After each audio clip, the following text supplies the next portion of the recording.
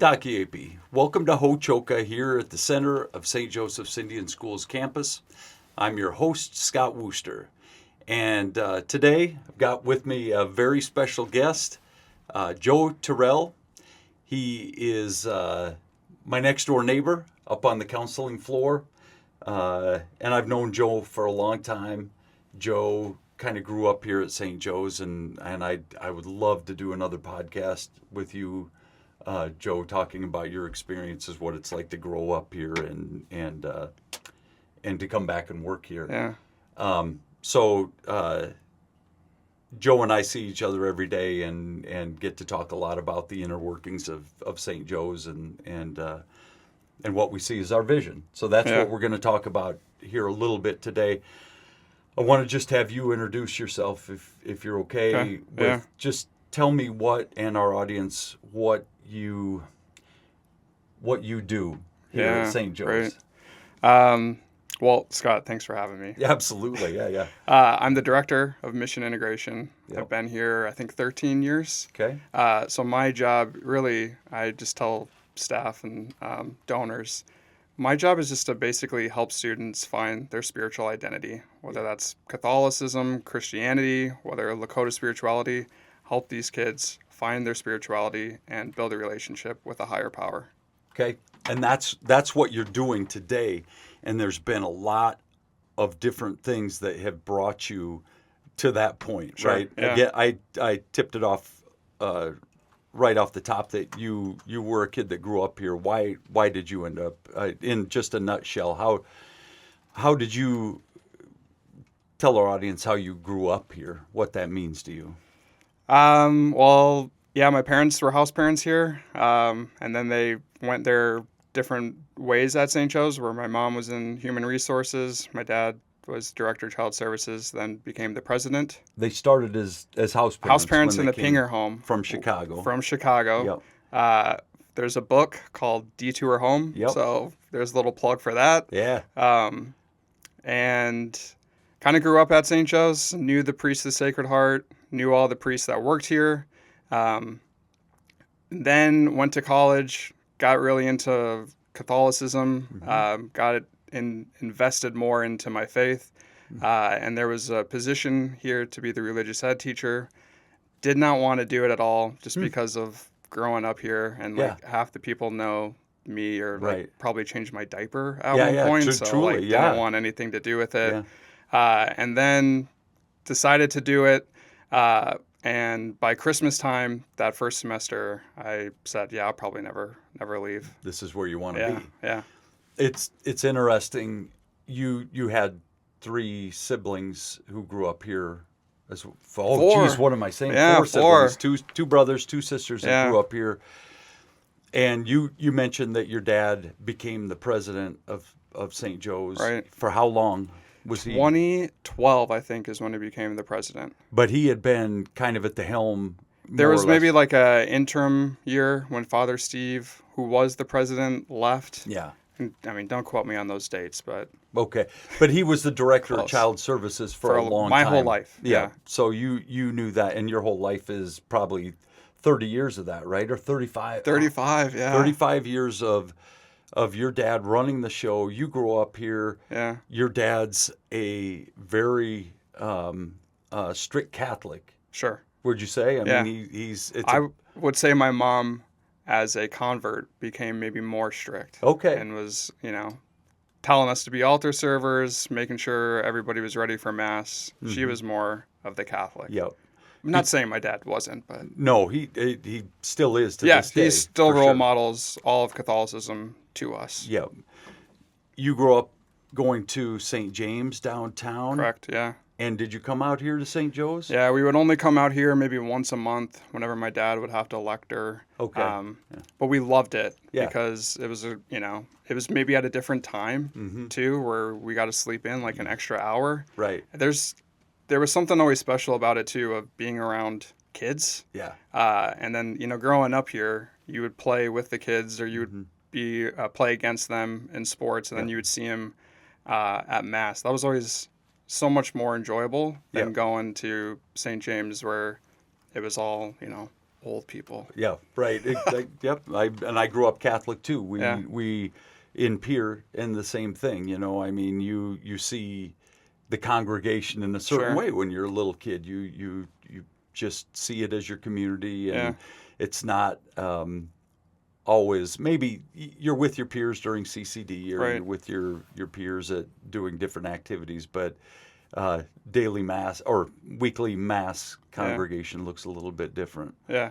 So this is where you grew up, and I 100% understand why you would say there's no way I'll end up there spending my life. It's not going to happen. I remember when you came in to teach the religious studies program downstairs, and it's such a unique thing. I think for us, St. Joe's is unique in so many different ways. You're raised as a Catholic. Mm-hmm. You went to Mount Marty, Yep. which is a Catholic university Yep. or college, Yeah. whichever they call it. So you're indoctrinated into the Bible, to Catholic, to Scripture, to Right. the Catholic faith in so many different ways. You come here to teach at a Catholic school. Yeah. So I assume when you went down in the basement of the school to teach your class, it was strict Catholicism that you were teaching down there. Was it? Before I got there? Your thoughts were that it was going to be like Yeah, that, but when you got there, what did you find out, or what did you want to bring to that? When I went in, I thought, oh, this is just like a normal Catholic school, and I'm going to follow the curriculum, and everyone's going to know everything. And then by the first month, I realized this is different. Okay. There's a different spirituality to this, and I have to maybe let go of how Catholic I want the class to be, because there's a respect piece to it that I think St. Joe's does a really good job of teaching you of like, not every kid is Catholic. Some families, are very traditional in their Lakota and Dakota ways, so we have to be respectful of that. Yep. So that was maybe a little bit of a challenge for me of, all right, how do I step back and go, okay, I can't teach Catholicism the way that maybe most Catholic schools are taught. I have to be more respectful of everybody's beliefs and help them kind of see similarities between both Lakota spirituality and Catholicism. Yep. You mentioned how that reflects on the kids and what you're Sure. teaching the kids in the classroom. What does that do for you? How does that change you too, as a guy that came in who had been really trained in Catholicism? How does it change you?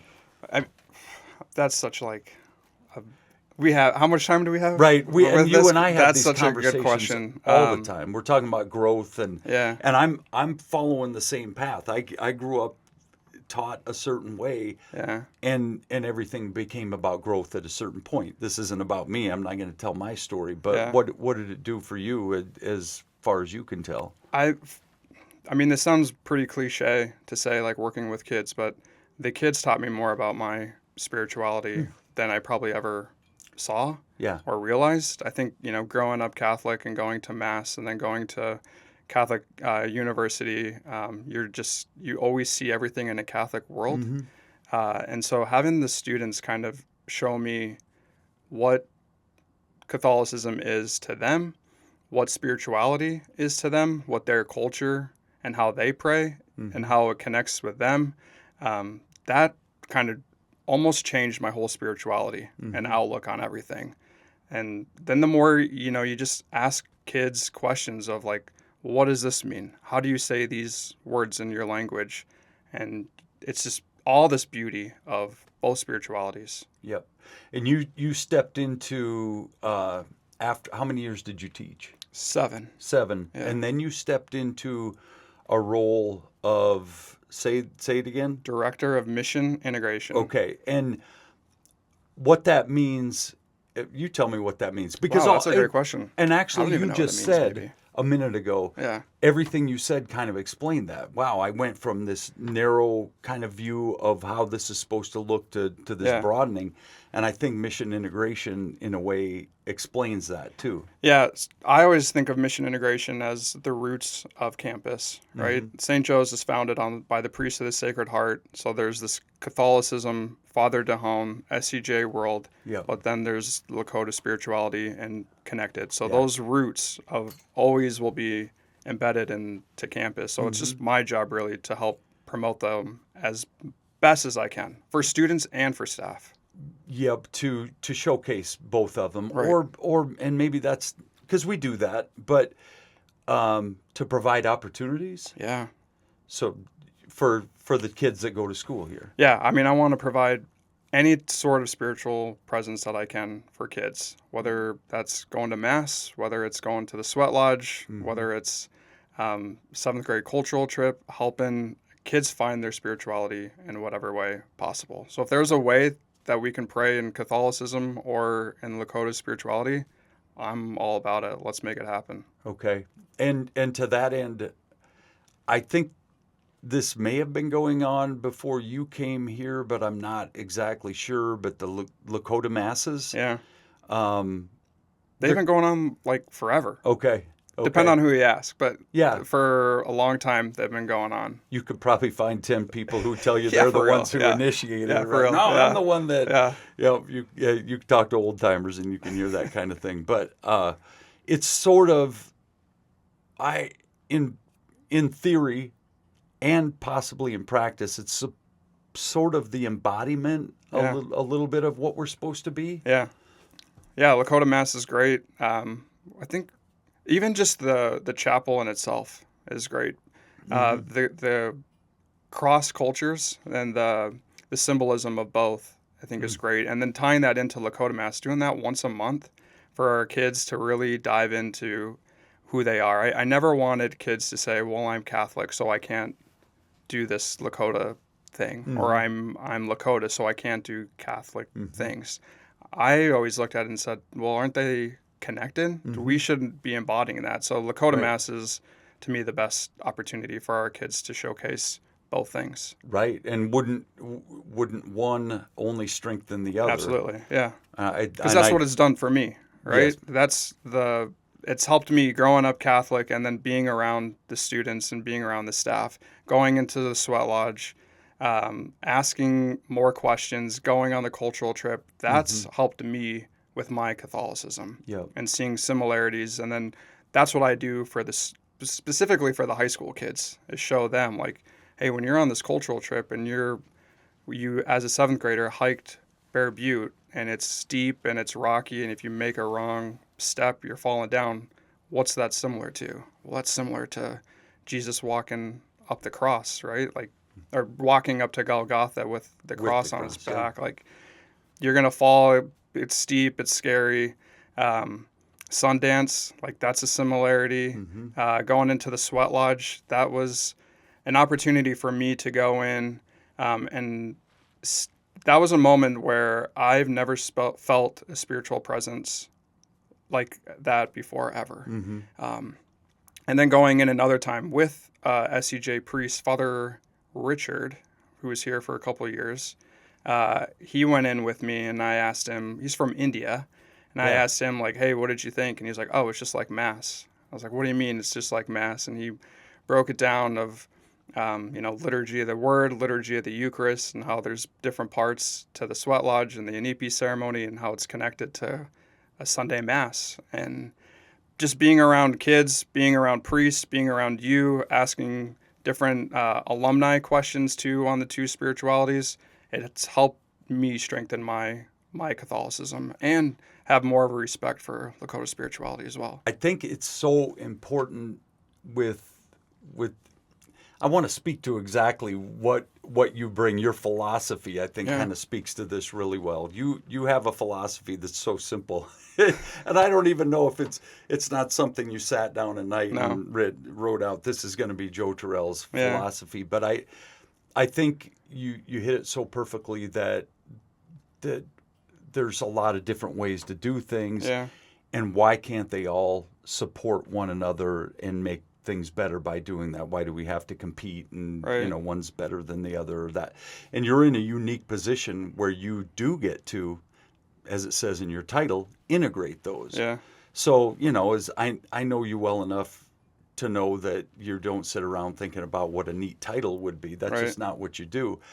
But the word integration really speaks to what you try to do. Do you know what philosophy I'm talking about? Yeah, I think so. Yeah. You better hip our audience to it then. So, well, Scott and I, we say it a lot to each other. I guess in the Lakota it would be Ikche Wichasha. Sure. Right? Which means Simple man, common man, humble. nobody special. No one's special. Yep. And the late Pope Francis he was asked kind of a tricky question about maybe something that he didn't want to speak on, and his answer was, "Who am I to judge?" Mm-hmm. And then I kind of took it of just like, "Who am I?" And Yep. so you and I say that to each other Mm-hmm. all the time of like, "Who am I?" And what that really means is like, I'm nothing special. I humble myself. I have the opportunity to help kids Mm-hmm. in their spirituality, but that doesn't mean I'm this great individual. Mm-hmm. I'm just this individual that wants the best for people and understanding what I can and cannot do. So that's the motto. Who am I? Yeah. You say that from time to time, and Yeah. I think it really speaks to who you are.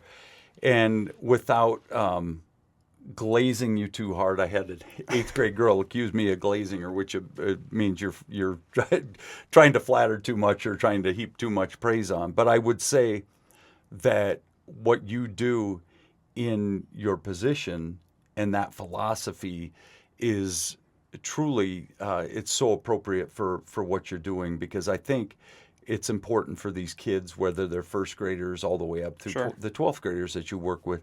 They have to know that nobody's forcing them to do anything. Who am I to force where you want to be? There's some Right. things that have to flow naturally, but I do think you're the perfect guy to give them those options and say, who am I to force you into one of these options? But in an integrative way, Yeah. here's the way to, here's the choices that you have. Here's the Right. way we can present that to you. That's the beauty of St. Joe's too, Mm-hmm. is that there are so many spiritual connections for our kids. We just say what works best for you, Mm-hmm. and if that didn't work, we got 5 other things that can help you. Yep. We always want our kids to have some sort of connection Yep. with a higher power, so Yep. that when things go wrong and there's tough times in their life, they can rely on some higher power. Yep. And the concept of then a kid saying, St. Joe's helped me build that relationship. Yep. I take a lot of pride in that, of giving those kids those opportunities to build that relationship so they can say, St. Joe's helped me. Absolutely. We all have our unique connection with the Creator. Right. Everybody. Yeah. So that's important, and that you understand that is amazing. So you mentioned something about Dehoney and Yeah. and I and Father Dehone, and I don't think some of our audience will be familiar with that. Yeah. And just tell me a little bit more about that. Yeah, so St. Joe's is founded by the priests of the Sacred Heart. Mm-hmm. Their founder, Father Leo John Dehone, they have all these charisms that they try and teach, and they're all in Latin. But what we're kind of seeing now is 50 years ago, all these priests were the presidents and the principals, and they ran the show. Yeah.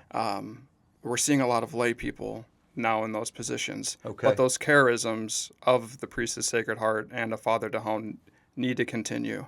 So myself and a couple other people, we take leaders from different SEJ entities and teach them how to be a leader and how to be a leader within the charisms of Father Dehone. And then we do this other thing called Dehone Associates. So they kind of tie into each other. Mm-hmm. The idea is you're just learning more about Father Dehone, the spirituality of the priest of the Sacred Heart, so that you can, in your work, continue to be reminded of those charisms. So you're constantly making decisions based on the values of the priest of the Sacred Heart. And the end goal with lay people, right? Correct. Again, is Yep. what you're doing, and so you're taking lay people, teaching them leadership Yep. in the vein of Father Dehon. Correct. And Yep. the priest of the Sacred Heart. Correct. Yep. Okay. So then the idea, St. Joseph's coming up on the 100th year. Mm-hmm. The idea is that those 100 years in the future, those values are still carried on, whether it's a priest Okay. or a lay person. Yep. Makes sense. Yeah. We could talk Yeah, for real. for a long time on this and probably about just about anything, but we're pretty much out of time. So I want you back on at some point to talk All right. really about what it's like to grow up St. Joe, All right. and then come back and be a part of this. And you'll be raising your own 3 kids through here at some Yeah, for point sure. too. They'll have that same reflection. But Yeah. thank you for what you do for Right St. on. Joe's. I'm so glad you came here those 13 years ago or Yeah. whatever it was. So thank you for that, and thanks for being here with us Awesome. today. Thank you. Absolutely. And thank you to our audience for joining us here at Hóčhoka at the center of St. Joe's Indian Schools campus. I would encourage you to pick up this podcast wherever you get your podcasts. And until next time, Joey going to do it with me. Here we go. Okay. Stay centered. centered. You know it.